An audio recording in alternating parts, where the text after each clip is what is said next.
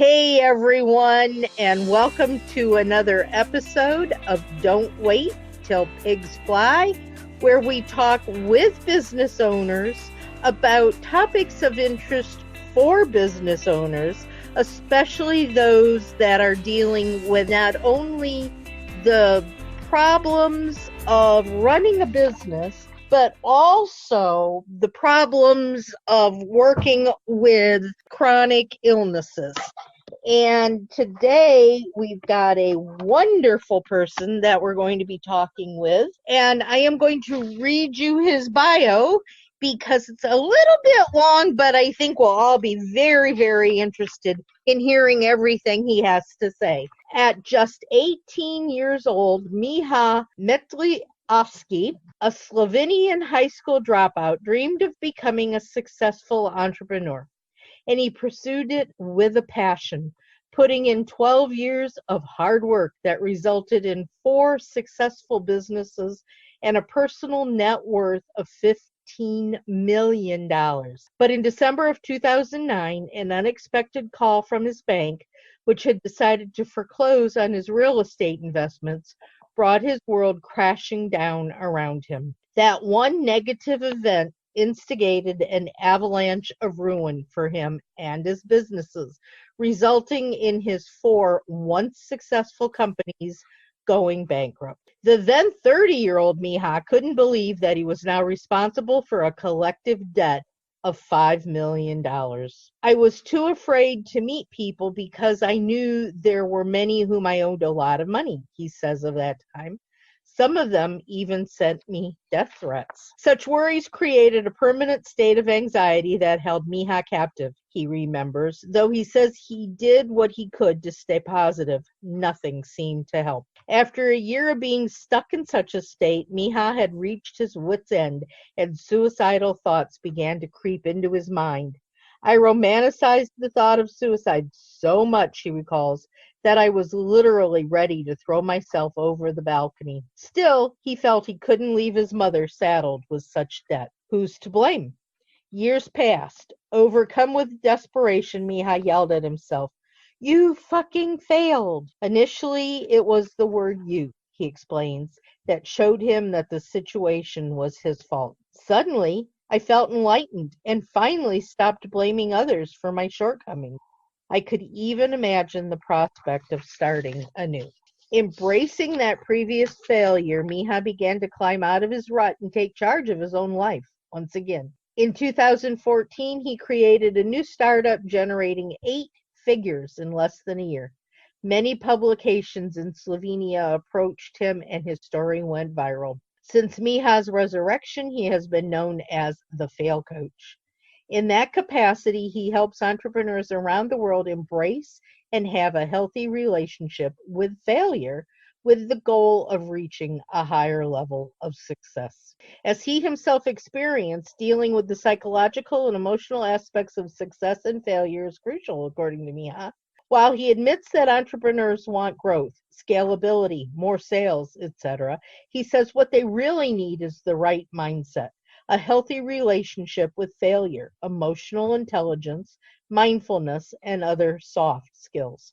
They don't think they need that, of course, and if you start talking about that, you lose them quickly. But in reality, they already know all or most of the how-tos. It's the lack of being in touch with their emotional state that's stopping them from going further.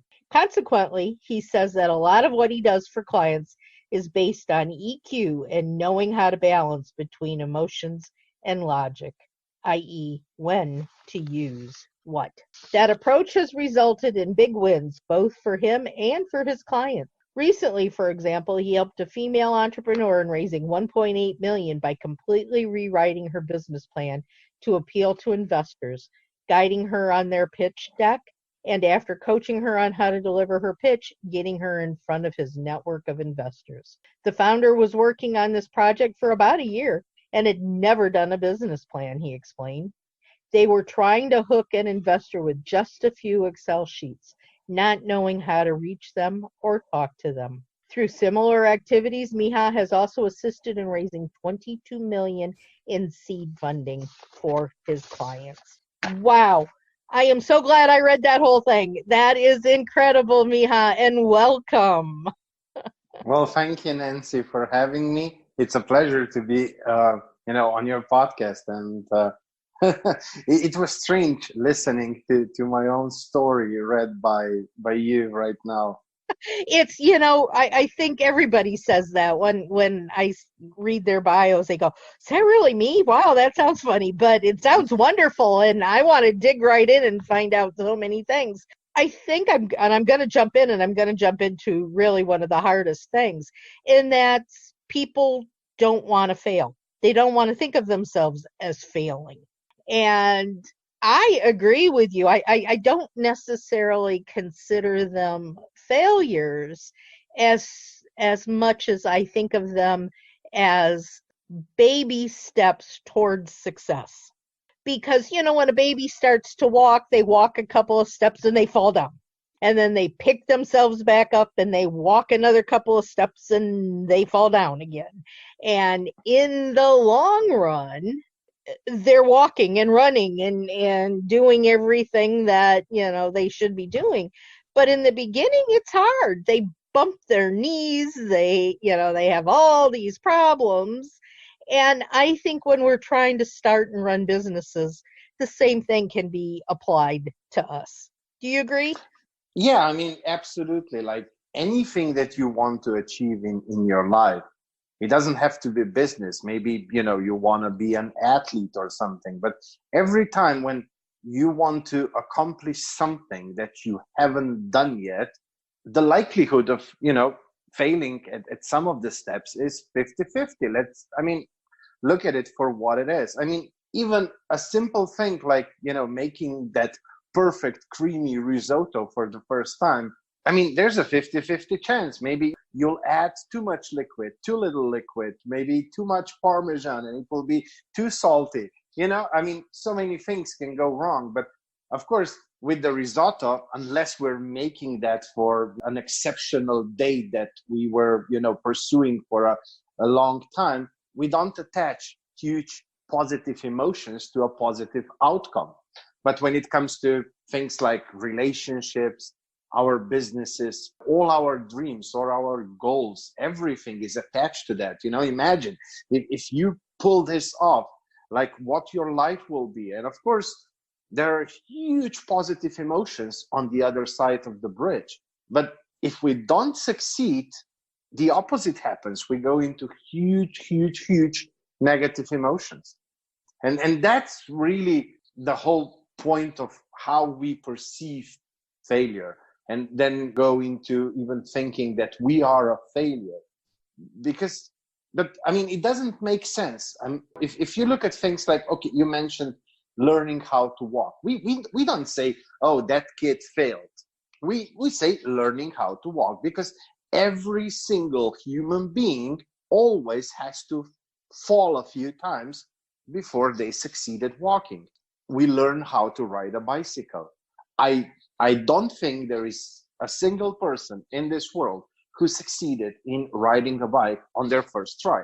And so those things are pretty common, and we understand them in a different way. But it's the same thing. We just use a different word. We learn how to walk, we learn how to ride a bicycle, we learn how to drive a car, and so on. But then when it comes to things that are so attached to positive emotions, we use the word fail. And it has a completely different emotional meaning for us, the entrepreneurs, or even for anybody. Whenever you're trying to accomplish, again, something new, there is a big likelihood that you will fail. And that's just normal part of life. Just the way it is with walking or riding a bike or any other activity. And often, we live in this age of infobesity, where, you have all this information online and everything is out there. And we see only the positive, the bright side. Everybody's showing, oh, here's my Lambo, here's my mansion, here's my private jet, here's this, here's that. But nobody's really telling the whole story. Yes, every now and then, somebody, hits a jackpot as well. And yes, every now and then somebody creates a funnel, and without any failure, boom, they are at, 6, 7, 8 figures even. But the chances are very, very low, just like with jackpot, just like with, being hit by lightning. So for most of us, for 99.99999% of us, we'll have to have a little bit of trial and error along the way. That's just how things work. And it's not just business. Whenever we try something we haven't done before, once you do it for the 100th time, for the 1000th time, the likelihood of you failing at that particular thing is of course much, much, much lower, or almost doesn't exist.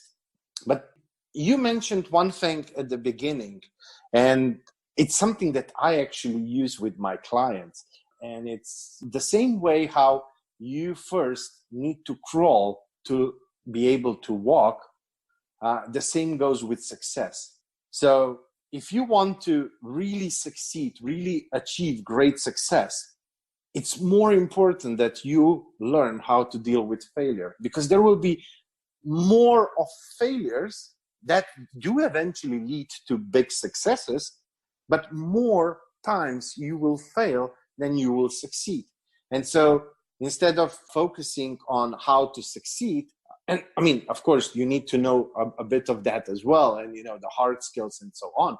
But it's much more important to really learn how to properly fail, how to establish healthy emotional relationship with failure, how to not go into that roller coaster of negative emotions, how to not go into that roller coaster of negative self-talk.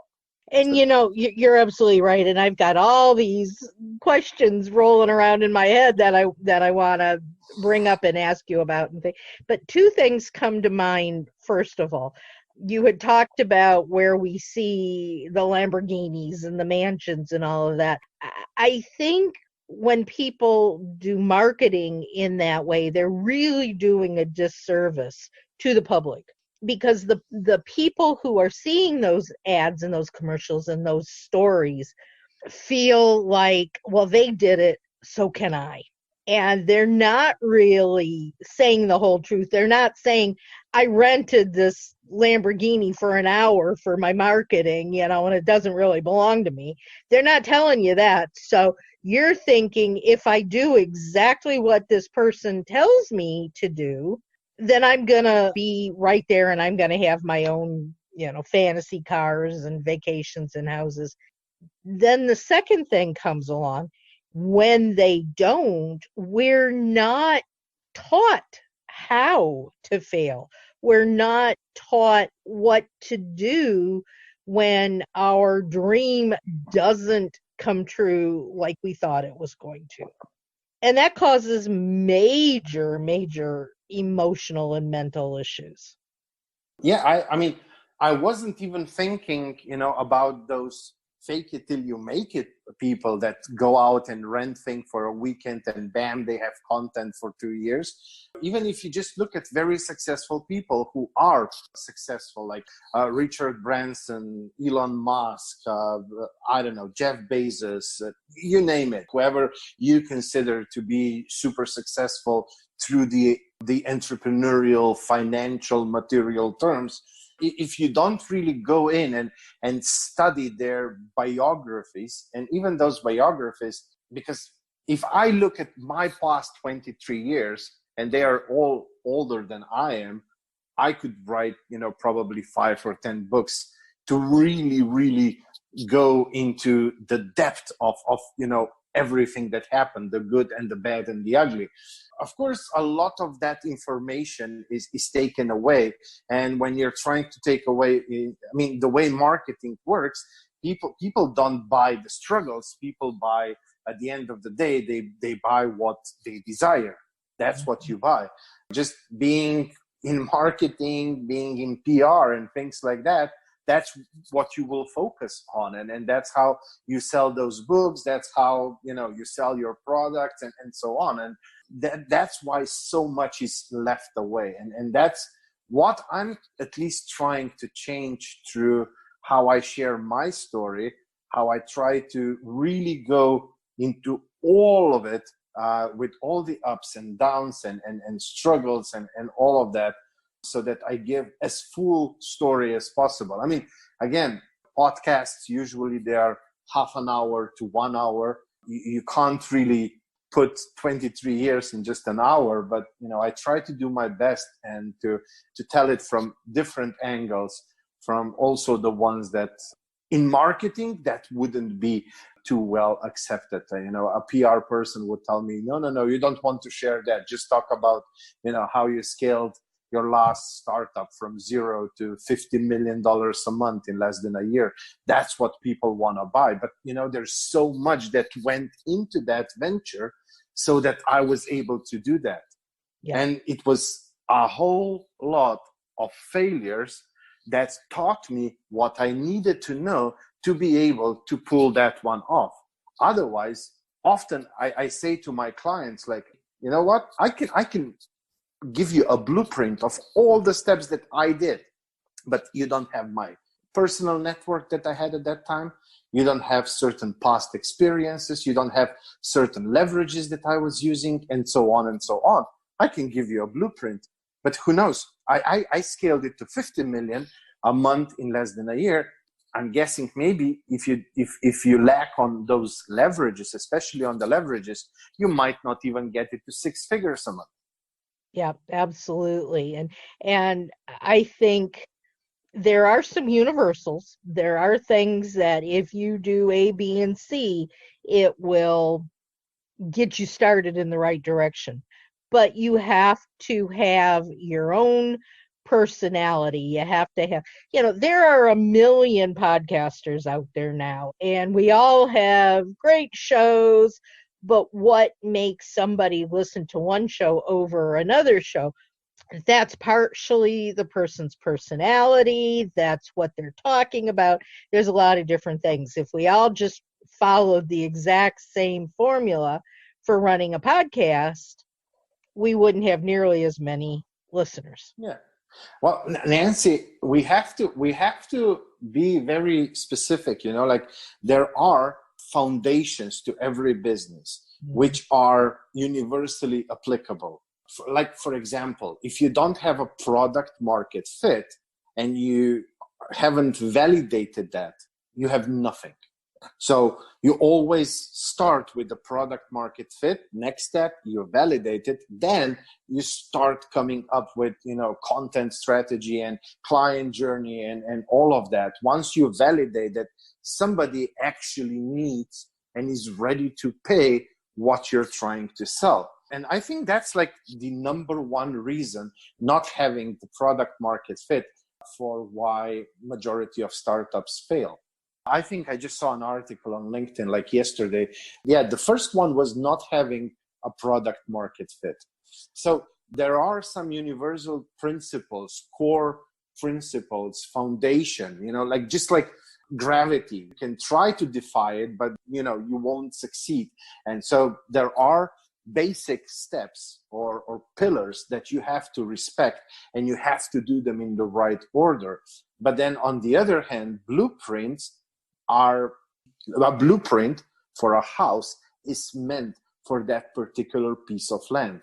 If you want to take that same blueprint and go to another piece of land, if it's not completely the same with like everything identical, you can't do it. You have to tweak maybe 10%, maybe 20, maybe 30. You have all these young entrepreneurs online who barely came out of the university. And of course, some of them are creating amazing businesses and they're earning a lot of money. But the thing is, maybe a friend of theirs is, an influencer on YouTube or on Instagram. And that friend, for just a couple of beers, was ready to spam his Instagram channel, like, go check out my friend. And now if you don't have that availability of equal influencer, you can't really take the same blueprint and do the same thing. So some things are really like basic things like gravity, And some things you have to respect your own resources, your own leverages, your own strengths and weaknesses, and create your own blueprint. So, okay, we're sitting here. One of the listeners is saying, I want to start and run a successful business. What do they need to do?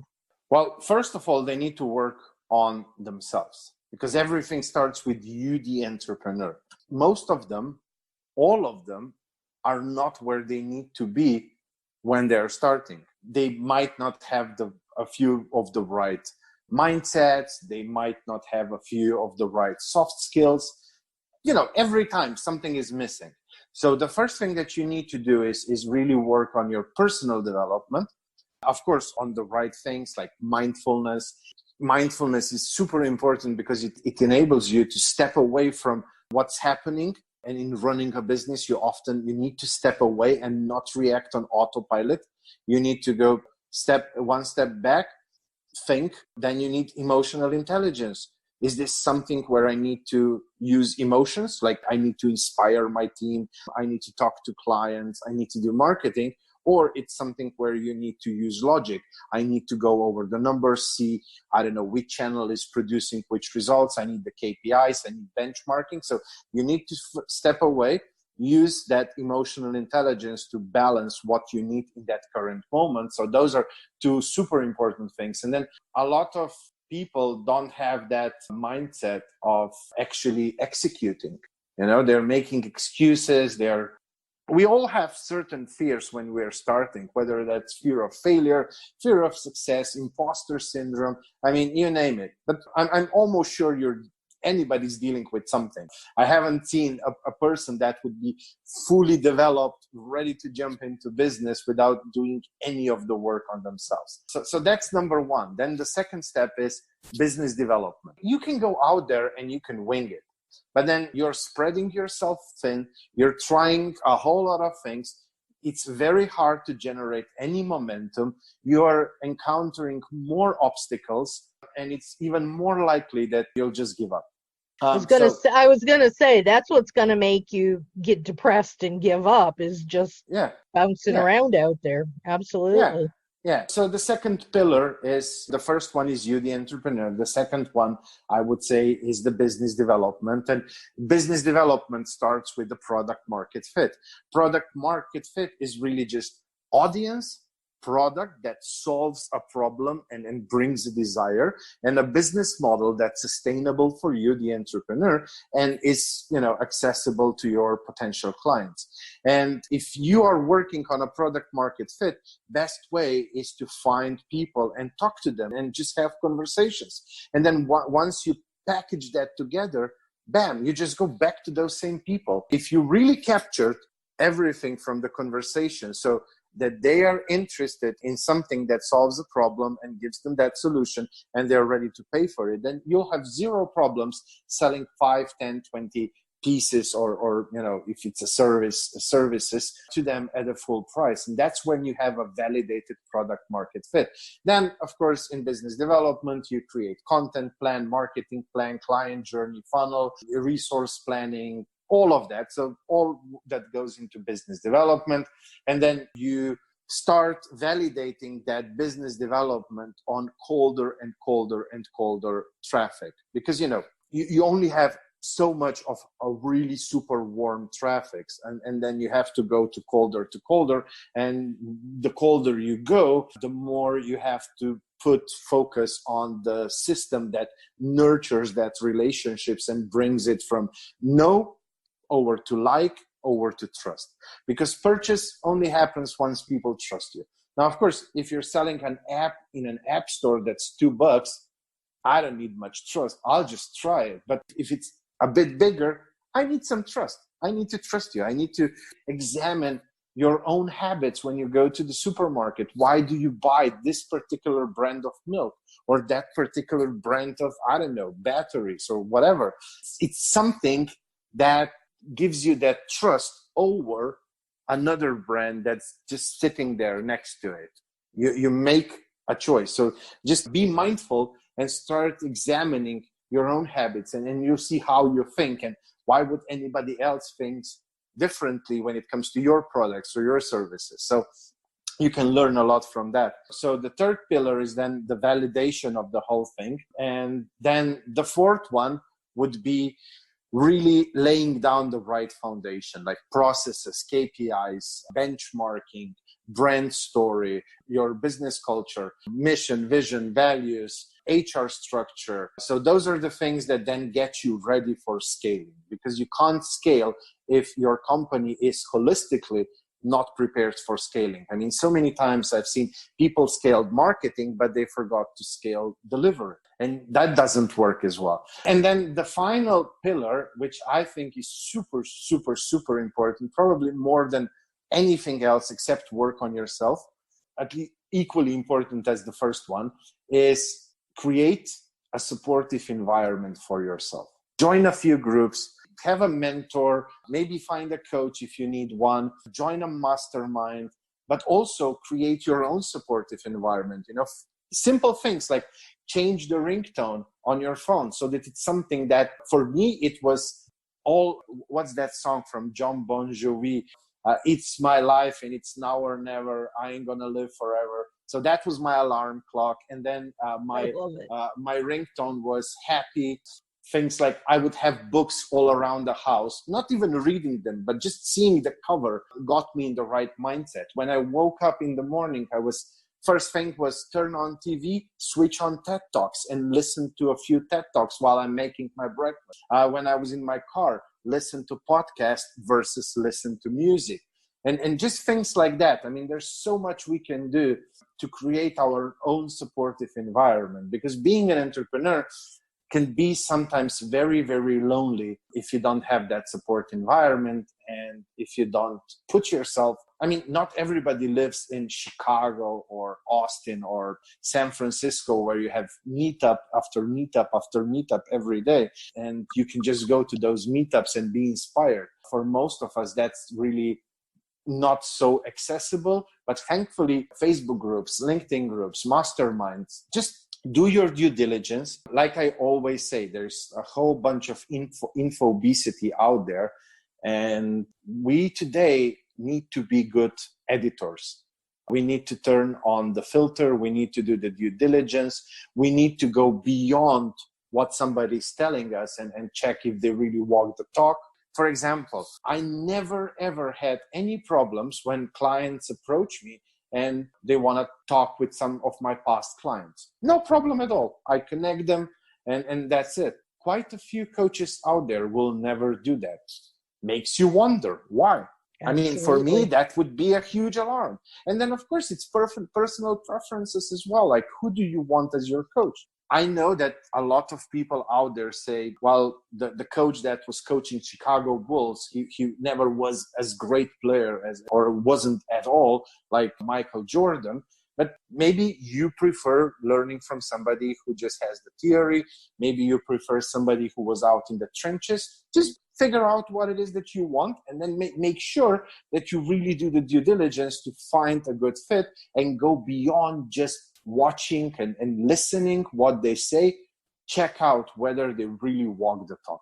Yeah, I agree with that totally. I have heard so many times people, and this hits on a couple of different levels, people will pay so much money to be a part of some particular coach's mastermind program or training program or whatever because they're well known, they've got big names, and they pay thousands of dollars. And then they walk away disappointed because they don't get anything out of the training. And they're very upset, very disappointed. And what it really comes down to is, no, maybe the person didn't do a very good job, but maybe they teach in a way that's different than the way you learn. And you should have done your due diligence prior to signing up for that program to see what, listen to one of their free webinars, whatever, in order to talk to some of the past people to see whether it's something that will really resonate with you. I totally agree. The way I usually explain it is, like, let's say you're deciding to join a mastermind. That's a long-term relationship. I mean, it's supposed to be long-term. You're not just joining for one mastermind and then you're out. You're looking at this as investing into a relationship. And so many people treat what is supposed to be a long-term relationship like a one-night stand. They just jump into the bed because of the shiny objects or the name or this or that. Go on a few dates, like what she said, like watch some webinars, download the freebie. I mean, when I started my whole online coaching business and the venture into the online business, I went out and I downloaded and bought, this low-end, low-cost entry items because, everybody was telling me, well, you need to build a funnel and you need to have something at the start of the funnel. Either it's free or, $3, $5, $7. I was so freaking disappointed. And those were some really huge, big names that prior to that moment, I really respected. I was so freaking disappointed. And then I said, well, you know what? That doesn't align with my values. So for example, my lead magnet is brainstorming sessions, public brainstorming sessions. I open up my Zoom client twice a week. People jump in. They can ask me their specific questions, get to know me. It's completely value-based, no salesy, no nothing. They get usually very actionable, very simple advice that they can implement straight away. And after they do that, I think it's much easier to decide whether that fits you or doesn't fit you and so on. So, but yeah, you have to do your own due diligence. You have to do that. And on the other hand, you have so many people who are just going from one freebie to another. I mean, that's something that I plan to go live on my LinkedIn today, just talking about that, because I'm friends with a lot of people who want to be an entrepreneur.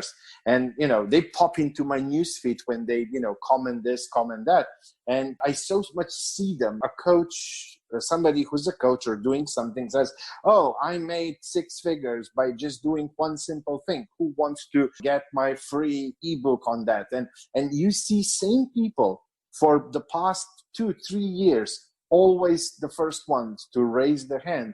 But they never implement. They don't implement. They're still where they were. Yes, I understand you want to do the due diligence, you want to do the dating, but then you have to make a decision and then you have to implement. Otherwise, nothing will happen. So many people online talk about law of attraction. And Nancy, I don't know what's your opinion on the law of attraction. I mean, it's not that I don't agree with the law of attraction, but it's almost like they're missing the point. Yes, you first have to believe and all of that, but then you have to do something. It won't just fall out of the sky. Pigs don't fly. Yeah. I mean, at the end of the day, it's implementing. I mean, when I exited my last startup, and first I was doing a lot of work with startups, very early age startups, early stage. And they all come to you with these great, amazing ideas. And they say, well, we think that we are already valued at gazillions of dollars. And every time you have to repeat the same thing. Idea is, 5-10%. But then you have to implement it, validate it. Only then you have something that's worth investing in. Yeah, and so many times when I'm talking to potential clients, I'll ask them, why are you starting this business? And they're startups. And I say, why are you starting this business? Why do you want to do this? Oh, well, I want to do things in my own time frame. I want to be able to come and go and do the things I want to do. And I want to make lots of money.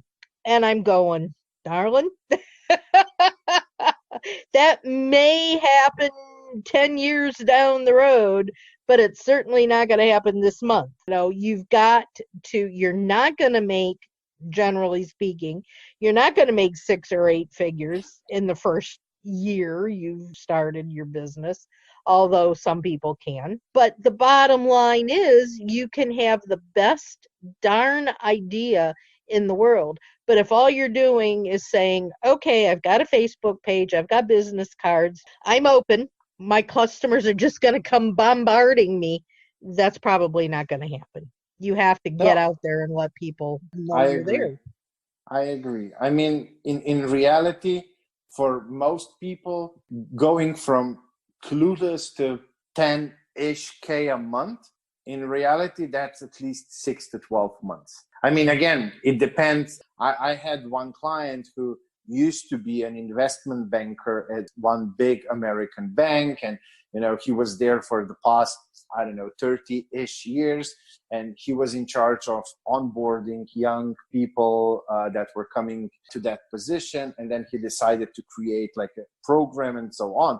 Yes, he had a huge leverage, and he was able to crush it in his first month, because he knew exactly who that's targeted to, what they need, how they need it, where you can find them, all of that. So he had all that clarity. But for most who are still clueless, just maybe hungry to do something, to achieve something, 10 to 20K a month, that's doable in 6 to 12 months, but you have to really do it. I mean, it doesn't have to take a whole lot of time, but you have to do the right steps at the right time. You have to follow them step by step. And yeah, it does take a few hours every day, a bit more over the weekend. So, but if somebody thinks that just with 1 hour a week, they will be able to do something, you can't really create the momentum.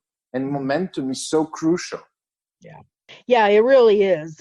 And I've heard people say, well, nobody else is doing this. This is a really good business to get started in because I'm going to be the only one doing it.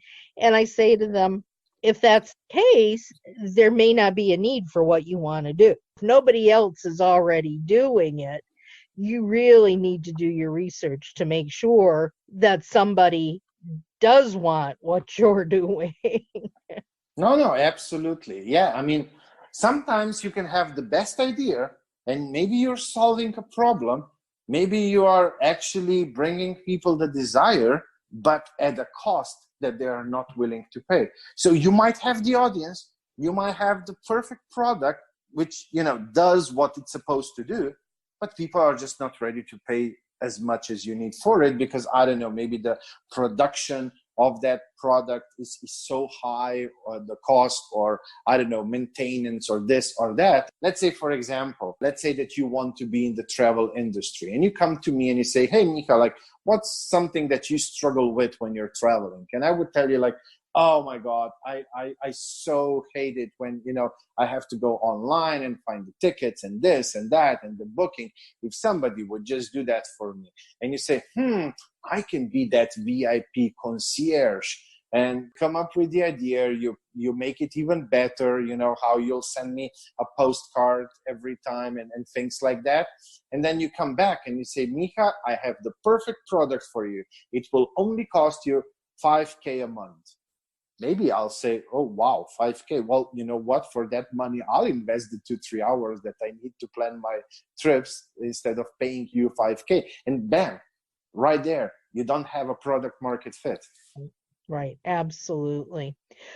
Well, these have been really, really great conversations that we've had today, but tell us a little bit about what programs you're offering right now. And if somebody wants to work with you, what are you offering that they can be a part of?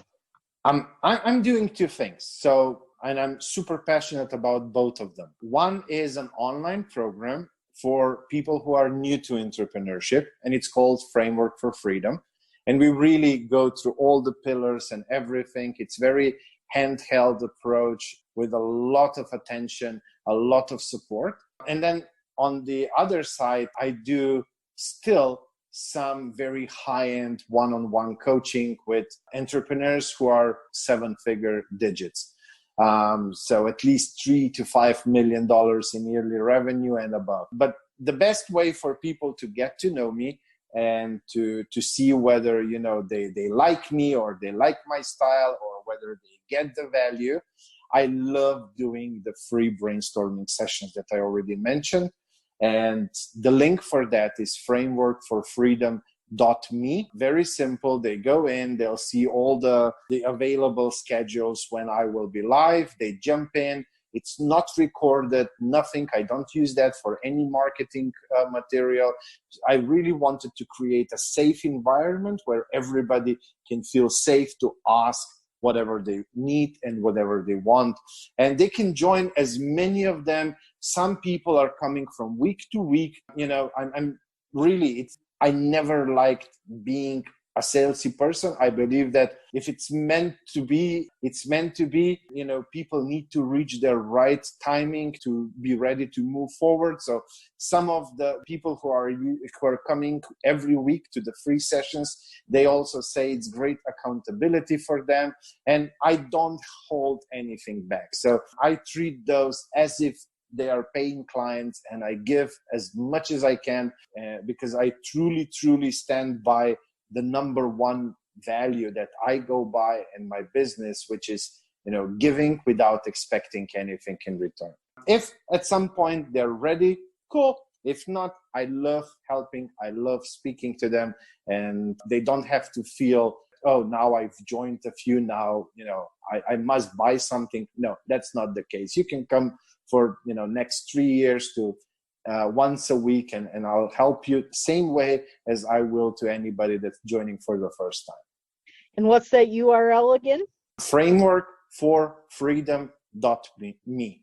Okay, that will be in the show notes, guys. So, sounds like a really good thing to me, and I would highly recommend you all take advantage of it. Thanks for offering that, Miha. I'm sure it's greatly appreciated.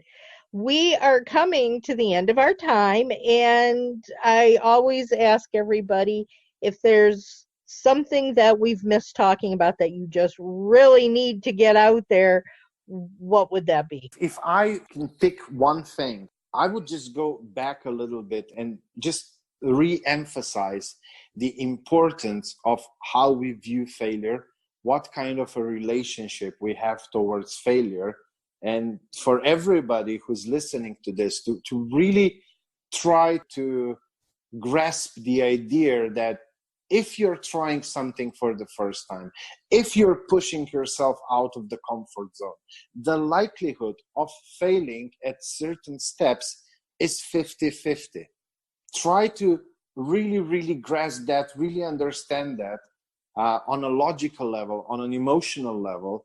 And when you hit a roadblock, when you hit something where you fail a little or a lot, don't look at it as failure. Maybe you can try renaming it and you say, oh, another learning lesson. And just start asking yourself good, positive questions. An example, what could I have done differently? What can I change in the approach? How can I do this in a different way? What other ways are there for me to do that? Put yourself in that me position, I position, where you own it, because then you are signaling to your brain, I can do something about it. You actually put yourself in front of the driving. You're really driving your life that way. So instead of trying to come up with who outside of you to blame or what outside of you to blame, really take the ownership. Ask yourself good questions. And that's the shortest way to fail fast and to fail forward. I love it. I love it. Thank you so much for being here today, Miha. I've certainly gotten a lot of really good information. I know our listeners have. And guys, I hope that you were able to sit there, listen, take note, and are going to go out there and implement the things we've talked about today. They are so important to growing your business successfully. This show will be aired on, as all of our shows are, on Thursday evenings at 5:00 p.m. Eastern on flyingpigs.podbean.com. And we have wonderful speakers each and every week that you get tons of information from, and they're all so willing to share with you and help you to be the successful business that you want to be. So until next time, guys, get out there, be productive, and soar higher. Until next time, see y'all later. Bye-bye.